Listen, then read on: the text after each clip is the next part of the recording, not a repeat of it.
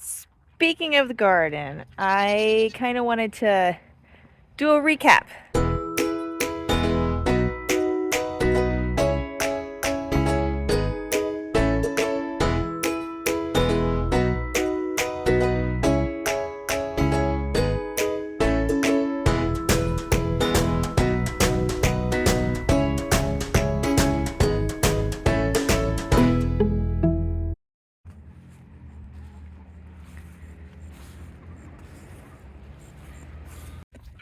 Clearly fall has hit. The leaves are rapidly falling, all the maples are bare. Still some oak trees though. But anyways, I just glanced out the window and saw this, and I thought it was hilarious. You guys all trying to get those berries still? I don't know if you can see her on here through the branches. Big old full-size chicken up there, going after the elderberries. She's like probably 6 feet up. What are you doing up there, chicken? She's like, I'm just trying to get the, did I say elderberries? Honeysuckle berries. She's like, I'm just trying to get the honeysuckle berries. They're so good. These things are like potato chips for chickens. They love them. Not really very nutrient dense, but the birds like them. Wild birds too. And look at all these guys. What? Are you all missing out? Oh, is she getting down? Of course, this guy we know jumps after him. Look at him with his feathers all ruffled, just like Red used to do. You like that warm sun on your neck? Does that feel nice? Debating if you want to lay down in it, aren't you? Yep, there he goes. I don't know if you remember, Red used to do that all the time. He loved laying in the sun. Are you being good today, Pepper? Not causing any trouble? That's good. Here. There you go.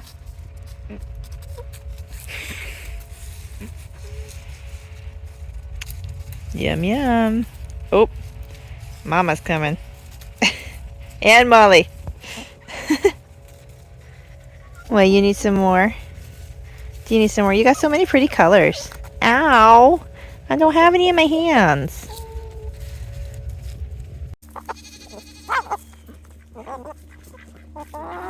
The good guys? Oh, here comes more.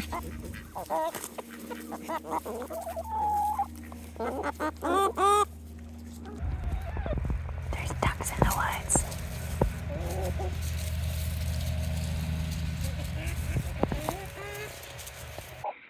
Meanwhile, Gretchen's in my garden. Again. Speaking of the garden, I kind of wanted to do a recap of the season, how things went, things I liked or didn't like, things I want to change, things I want to keep. As you can see, it's mostly put to bed now.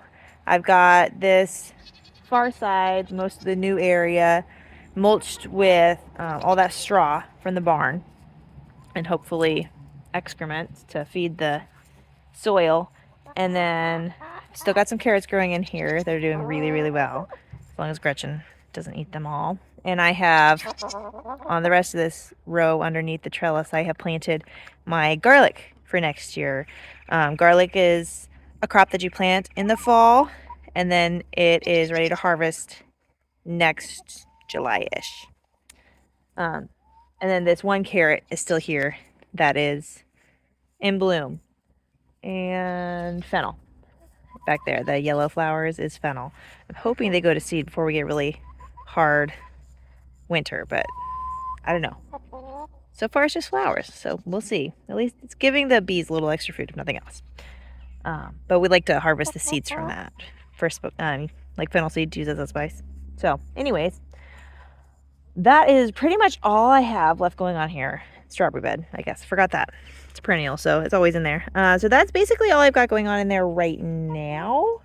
But I wanted to kind of recap. I've given you a couple of tours throughout the year to show you how things were doing, how they were growing, and performing, and now I'd like to just kind of recap all of it, like I said, and to show you kind of the good, bad, and the ugly of how the garden went this year. Okay, so first things first, let's talk about this new bed that we put in over here, and how it did. I think it did really well. I know at the beginning I was a little nervous, wasn't sure how well it'd do. Usually the first year you put in a bed, it doesn't necessarily do great because the soil hasn't had a time to develop and get really fertile, but I think it did really well. The way that we put down the cardboard, and then about 4 inches of compost, and then the 4 inches of mulch, I think worked really well. We did have some weeds, but it was mostly just around the perimeter where the mulch was not as thick. But overall, it worked really, really well, I think. The weeds were not going crazy on this half of the garden at all. So the mulch really and the cardboard really helped to keep that down a lot. So I was really happy with that. The only thing is that I would do more mulch around the edges, because that's really seemed to be where the grass and the creeping what do you call it, ground ivy, creeping Charlie, kind of crept in on through the fence. But other than that, it did really well weed wise. And then same with the mulch on the other end. And this old area here, we actually did have a lot of weeds in there. But if you remember, we ran out of mulch when we were first spreading it out, and we had to wait to get more before we could finish over there, and that gave the weeds a chance to come up before we got the mulch down, and so they got ahead of us. And so for next time, for future, get your mulch in, get it thick, and get it in before the weeds start growing. So that's one thing we'll change next year, is make sure we get that. And actually I've still got some mulch out front, so I'm going to try to mulch in the walkways and stuff really heavily before winter. Okay, next would be the Blue Hubbard squash that I planted kind of as a trap crop for the squash vine borers. I think it worked well. It wasn't 100%, but it did its job. Obviously, the other squash did still get the squash vine borers. The zucchini did end up dying from them eventually, and I think my pumpkin actually did too. But they attacked the Blue Hubbard first. So it died really fast because they all were so attracted to it, which gave the other squash time to produce before they died off. So I actually got a harvest from them. Usually I only ever get maybe one zucchini before it dies. And this year I got maybe a dozen. So it did really well. I was really pleased with that. So I'm definitely going to be planting the Blue Hubbard again next year to attract the squash vine borers away from the other squash again. I would really, really like to get one of those like cattle panel trellises to grow them up and over. For one, it's beautiful, where like the trellis is just covered in leaves and then the fruit just kind of hangs down through the holes. It's so pretty, easy to harvest, gets a lot more air circulation, which would help prevent some of the powdery mildew, which I also had an issue with. And then it also just doesn't take up as much garden space, as much floor space, if you will, because everything is growing up instead of out. So I'd really like to do that next year, because that will help with the taking over the garden. But the squash produced really, really well. We got an awesome crop of winter squash this year, which I was so excited about. We love winter squash. So the next thing I wanted to mention was tomatoes. Towards the end of the season, the tomatoes were looking pretty rough. I don't know if they got some kind of fungus or something, so they kind of were a bit rough there at the end. So I could have gotten a bigger harvest probably if that had not happened, and it kind of started when I was out of town for my grandmother's funeral. So if I had been here to kind of get ahead of it, might have been able to prevent it a little bit, but you know, life happens. So next year I want to keep a better eye on that. And then also because I had determinate varieties, which means they just keep growing and growing and growing until they die. It makes for a longer harvest season, but that also means that you're not getting a large amount of tomatoes at once. They're kind of staggered throughout the season. So I'm thinking next year I might switch to determinate, which grows to a set size and then produces the tomatoes all at once. So you can just harvest them all, process them all, and then you're done, instead of having to gather and wait until you have enough built up stores to do something with. They kind of come in all at once. The peppers, they did,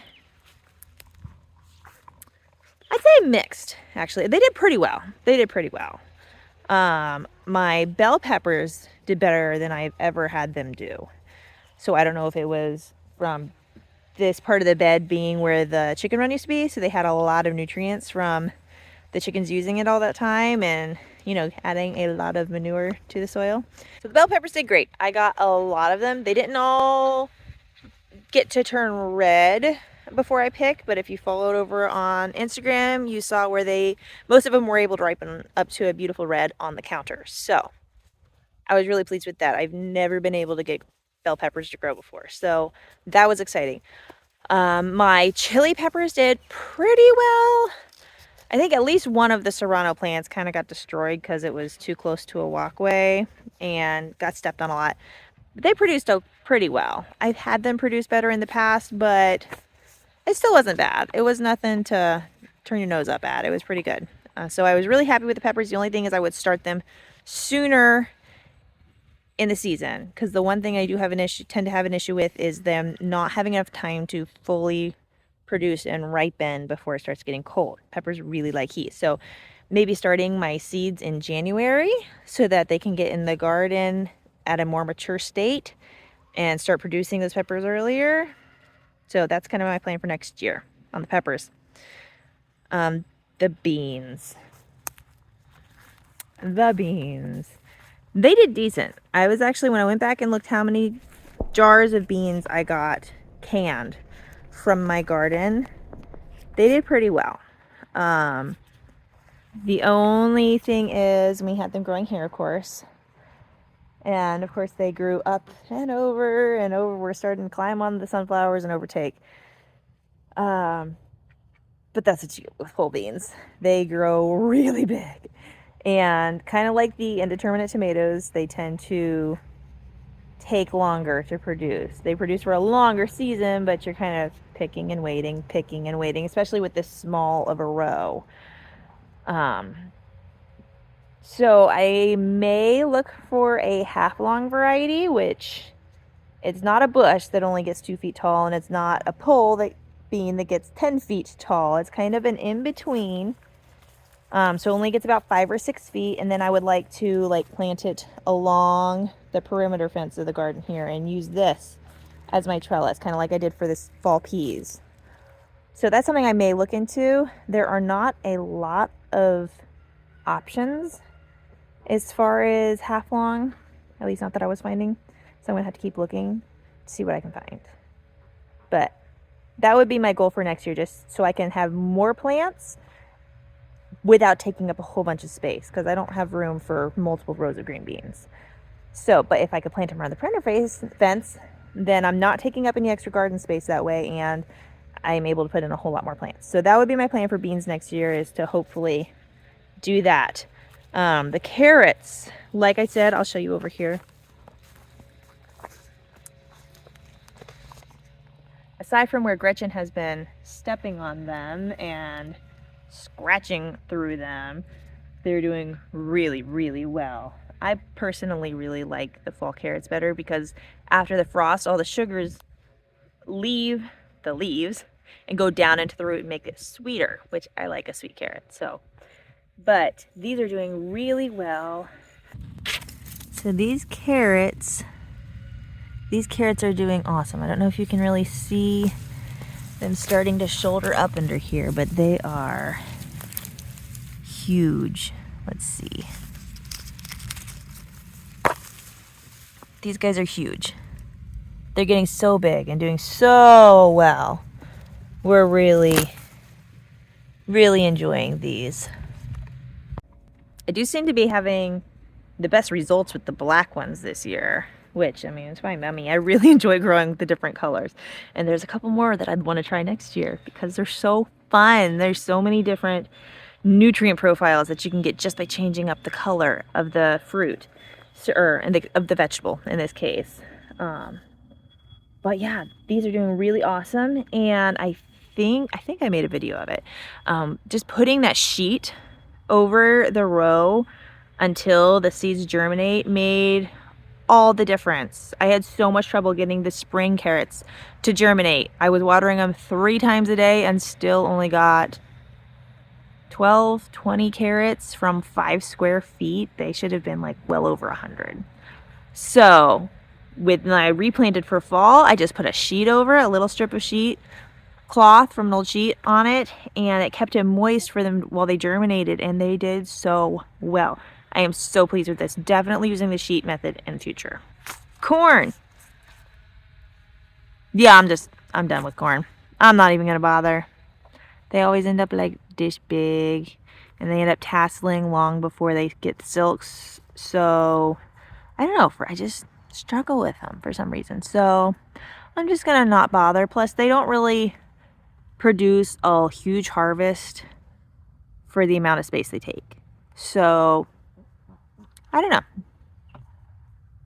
Unless I find some fancy trick in future to make them produce better, I think I'm done with corn for now. Same with watermelon. You can never get the watermelon to produce. The plants never got more than like 6 inches tall. But perhaps I need to water them more. That could be probably my problem. I was really lazy about watering this year. So I might give them one more try and start them indoors first so they can have a head start. See how it goes from there. But yeah, not so good with watermelon either. Same with cucumbers. It started to grow, and then I went out of town and it just died. I don't know why. Didn't have any pests or anything. So I don't know. I never did figure out what it was. It just died. So maybe I'll start one inside next year and see if it does better. I don't know. And then last but not least is my onions. They did pretty good, I think. Overall, I think I probably should have watered them more while they were bulbing up because they do require a lot of moisture at that time, and it was really dry at that time. We didn't get rain for quite a while. So I think as long as I water them more during the bulbing up, then they'll get bigger. But they did really well. I got a pretty good harvest from them, and I've had a few start to go bad, but so far they've been storing pretty well. Pretty good too. Obviously it's only been a couple months, but you know, it's got to start somewhere. Okay, so that's kind of a recap of the garden, how it did this year. I need to get these strawberries out. They're way too dense in here. They don't get enough airflow. And so I think I've talked to some people that have really good strawberries, not tomatoes, strawberries. And they suggested thinning it out, and that should really help them produce better. So I'm going to move a bunch of these out front, but they may have to wait till spring. So that's how my garden did this year. I was really pleased with it. I got a lot preserved from between the garden and getting sales, going to the apple orchard, things like that. We put away more this year than I've ever put away. Ever. So it's a really good feeling to have all that food sitting on the shelves. And honestly, my grocery bill has gone down a little bit because of it. Even though it's obviously not a year's worth or anything at this point, but every little bit counts, right? And each year, hopefully, we'll be able to build that stash and to support my family from the garden and the property year round to help with the grocery bills and, you know, just for that added layer of security there. So that's how my garden did this year. I was pretty pleased with it. So let me know. Did you do a garden this year? And how did it do? Did something do really well? And what do you think contributed to it doing as well as it did? Or did something do bad? Did you learn something from me? Or what can you share that I could learn from you? Leave a comment below, and I will see you next time. God bless. Hello, little bee. I have a little little honeybee friend come to say hi.